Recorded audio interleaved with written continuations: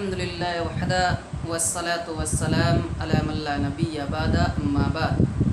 بسم اللہ الرحمن الرحیم النافع رضی اللہ تعالی عنہ ان ابن عمر رضی اللہ تعالی عنہما کان اذا دخل فی الصلاة کبر ورفع یدیہ وَإِذَا رَكَعَ رَفَعَ يَدَيْهِ وَإِذَا قَالَ سَمِعَ اللَّهُ لِمَنْ حَمِدَهُ رَفَعَ يَدَيْهِ وَإِذَا قَامَ مِنَ الرَّكْعَتَيْنِ رَفَعَ يَدَيْهِ وَرَفَعَ ذَلِكَ ابن عمر إلى النبي صلی اللہ علیہ وسلم رواہ البخاری۔ کتاب الاذان باب رفع الیدین اذا قام من الرکعتین۔ محترم سامعین، آج میں آپ کے سامنے جس مسئلے کی وضاحت کے لیے حاضر ہوا ہوں وہ ہے رفع الیدین سنت سے ثابت ہے۔ آج کی اس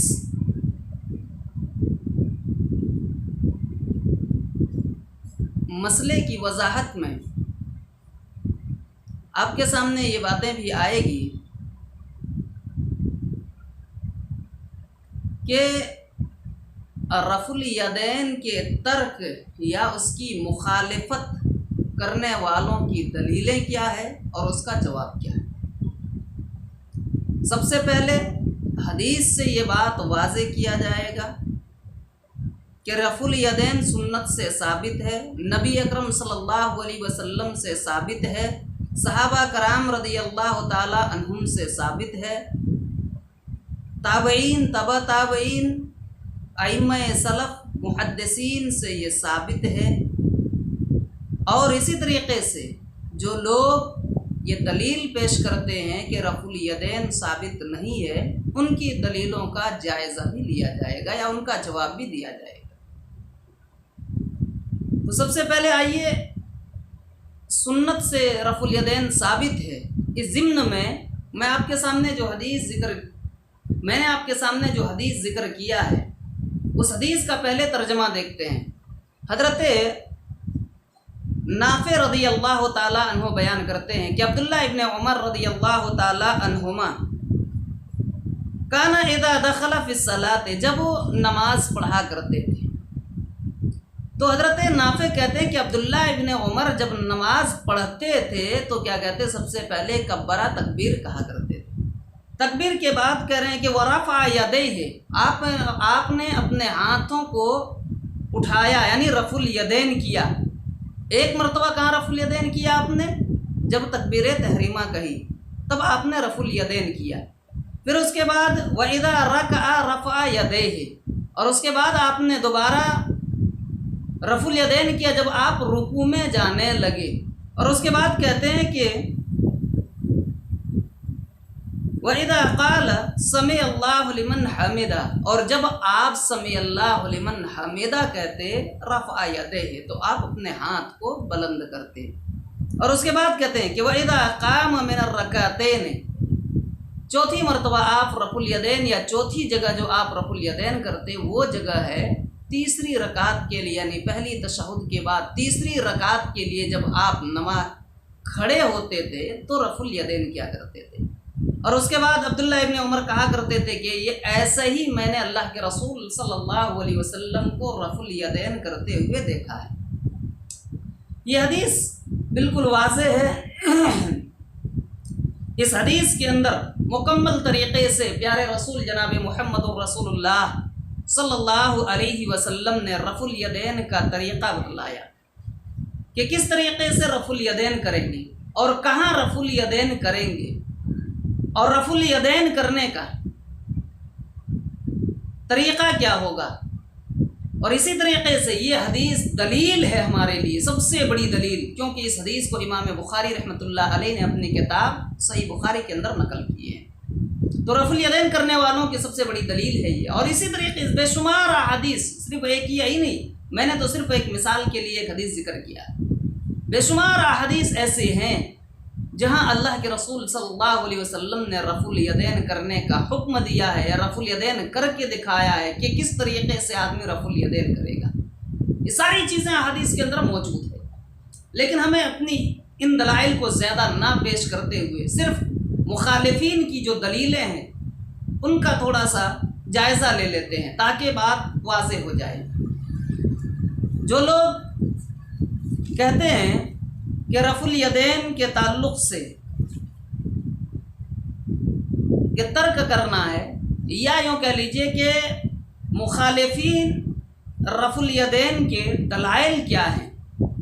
ان کی دلیلیں کیا ہیں، کیا کہتے ہیں، کیسے وہ کہتے ہیں کہ مطلب رفع الیدین نہیں کرنا چاہیے۔ تو سب سے پہلی دلیل میں آپ کے سامنے رکھتا ہوں، یہ دلیل مسلم شریف کتاب الصلاۃ حدیث نمبر 430 کی ہے۔ دلیل دیکھیے کس طریقے سے وہ دیتے ہیں، جبکہ صحیح حدیث کو عوام الناس کے درمیان لا کر کے پیش نہیں کرتے ہیں، جس کی وجہ سے عوام الناس آج گمراہ ہوتے چلے جا رہے ہیں، لوگوں کو دھوکہ دیا جا رہا ہے۔ حدیث کا ایک ٹکڑا یا حدیث صرف تھوڑی سی لا کر کے وہ پیش کرتے ہیں جو ان کے لیے دلیل بنتی ہو، ایسے ہی لا کر کے وہ ذکر کرتے ہیں۔ مسلم شریف کی روایت ہے، حضرت جابر بن سمورہ رضی اللہ تعالیٰ عنہ سے مروی ہے۔ حضرت جابر بن سمورہ رضی اللہ تعالیٰ عنہ بیان کرتے ہیں کہ اللہ کے رسول صلی اللہ علیہ وسلم ہمارے پاس تشریف لائے۔ جب آپ صلی اللہ علیہ وسلم ہمارے پاس تشریف لائے تو آپ صلی اللہ علیہ وسلم نے فرمایا، ما لی اراکم رافعی ایدیکم کانہا اذناب خیل شمس اسکنوا فی الصلاۃ۔ مسلم شریف کے یہ الفاظ۔ حضرت جابر بیان کرتے ہیں کہ اللہ کے رسول صلی اللہ علیہ وسلم نے ارشاد فرمایا کہ میں کیا دیکھ رہا ہوں، مجھے کیا ہو گیا ہے، مالی مجھے کیا ہو گیا ہے کہ میں تم لوگوں کو دیکھ رہا ہوں تم لوگ رفع الیدین کرتے ہو، کانہا گویا کہ تم لوگ ایسے رفع الیدین کر رہے ہو، اذناب خیل الشمس، فلاں قبیلے کے، شمس قبیلے کے کیا ہے، گھوڑے کے دم کے طریقے سے تم لوگ کیا کر رہے ہو، رفع الیدین کرتے۔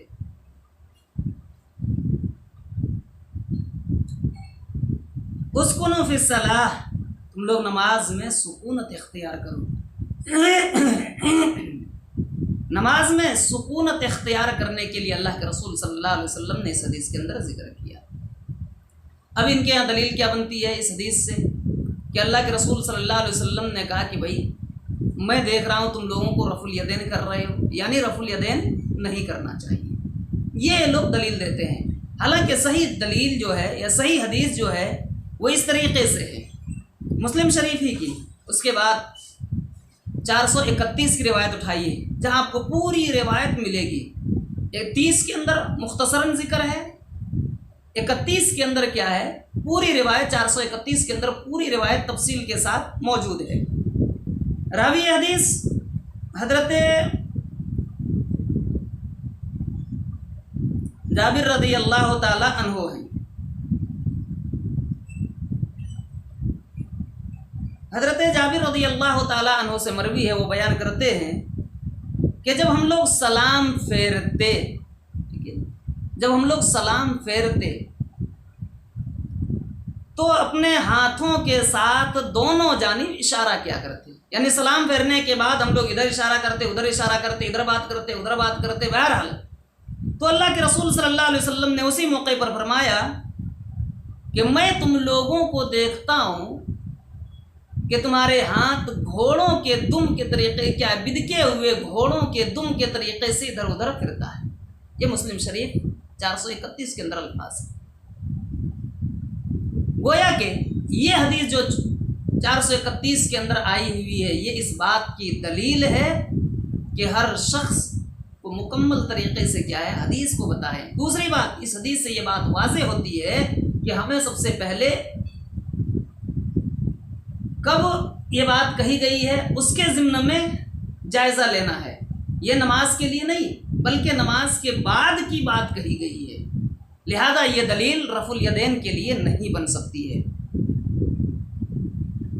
تو اس کا جواب پہلی چیز یہ ہے کہ یہ حدیث جو انہوں نے دلیل کے روپ میں پیش کیا ہے یہ دلیل نہیں بن سکتی ہے۔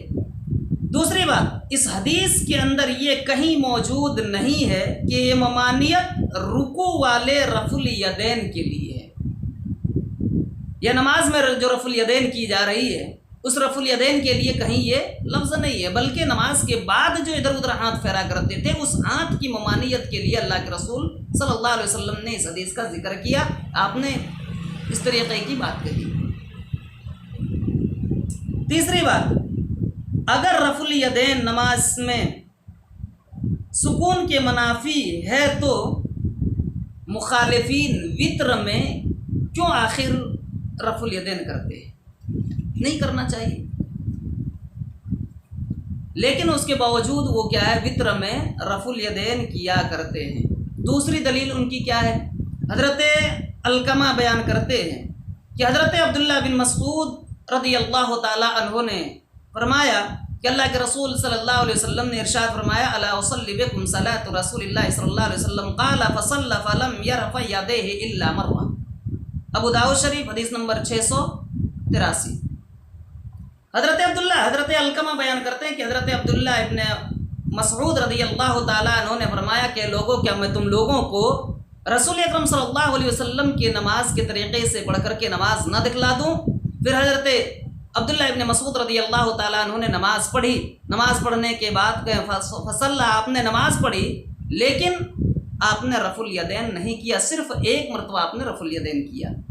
فرمایا فلم یرفع یدیہ الا مرہ، آپ نے رفع الیدین نہیں کیا مگر ایک مرتبہ، یعنی شروع ہی میں تکبیر تحریمہ کے موقع پر آپ نے رفع الیدین کیا، باقی رفع الیدین جو رکوع کے وقت کرتے ہیں، رکوع کے بعد کرتے ہیں یا تیسری رکعت کے لیے کرتے ہیں، وہ رفع الیدین اس کے اندر ثابت نہیں ہے۔ اب اس کا جواب یہ ہے کہ یہ حدیث دیگر متعدد صحابہ و متواتر احادیث کے خلاف ہے، لہذا قابل حجت نہیں ہے، یعنی متواتر احادیث سے یہ بات واضح ہے کہ رفع الیدین کیا جائے گا، لہذا یہ حدیث قابل حجت نہیں ہے۔ دوسری بات، یہ ایک صحابی رسول کا عمل ہے، حضرت عبداللہ ابن مسعود کا عمل تھا، لہذا صحابی رسول کا عمل رسول اکرم صلی اللہ علیہ وسلم کے عمل کے اوپر ترجیح نہیں دیا جائے گا، اس وجہ سے یہ حدیث قابل حجت نہیں ہوگی۔ تیسری دلیل جو ہے ان کی وہ یہ ہے کہ حضرت علقمہ بیان کرتے ہیں کہ عبداللہ ابن مسعود رضی اللہ تعالی عنہ کہتے تھے کہ میں نے نبی اکرم صلی اللہ علیہ وسلم، حضرت ابو بکر صدیق رضی اللہ تعالی عنہ اور حضرت عمر فاروق رضی اللہ تعالی عنہ کے ساتھ میں نے نماز پڑھی، نبی صلی اللہ علیہ وسلم کے ساتھ نماز پڑھی، حضرت ابو بکر صدیق رضی اللہ تعالی عنہ کے ساتھ نماز پڑھی، عمر فاروق کے ساتھ نماز پڑھی، لیکن میں نے دیکھا کہ یہ لوگ رفع الیدین نہیں کیا کرتے تھے۔ حضرت عبداللہ ابن مسعود کہتے ہیں فَلَمْ يَرْفَعُوا أَيْدِيهِمْ إِلَّا عِنْدَ الْإِفْتِتَاحِ، کہ وہ لوگ صرف اور صرف شروع ہی میں، یعنی افتتاح کے وقت جب نماز شروع کی جاتی تھی تبھی کیا ہے،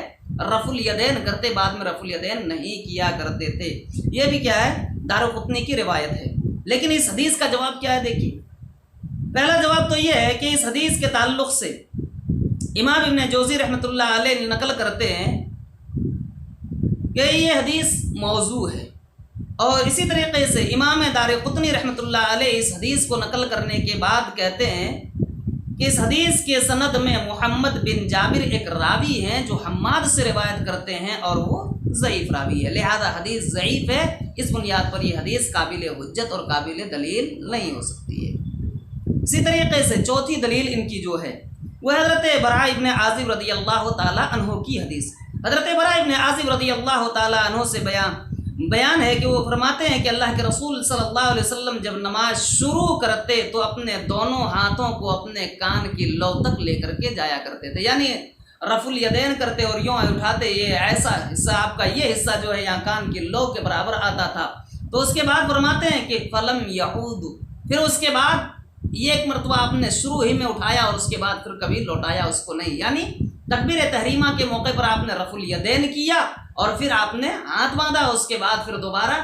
آپ نے رفع الیدین نہیں کیا، یعنی رکوع کے جانے کے وقت رفع الیدین نہیں کیا، رکوع کے بعد آپ نے رفع الیدین نہیں کیا، اور تیسری رکعت کے لیے جب کھڑے ہوئے تو رفع الیدین نہیں کیا۔ یہ حضرت براء ابن عازب رضی اللہ تعالی عنہ کہتے ہیں۔ لیکن اس حدیث کے تعلق سے یا اس حدیث کا جواب کیا ہے؟ जवाब भी देखिए। इमाम शौकानी रहमत उल्लाह अलैह नकल करते हैं कि ये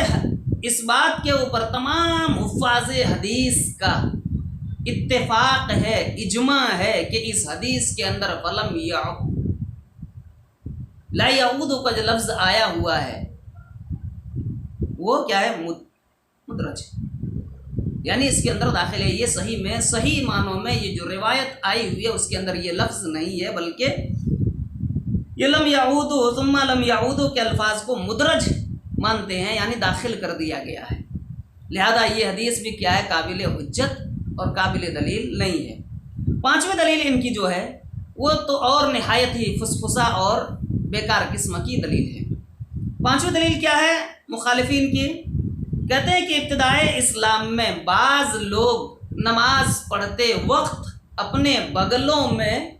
बुत को दबा लिया करते थे, तो अल्लाह के रसूल सल्लल्लाहु अलैहि वसल्लम ने रफुल यदैन करने का हुक्म दिया ताकि बुत गिर जाएं। अब एक बात बताइए, अगर मैं यहाँ बुत दबा लूँ और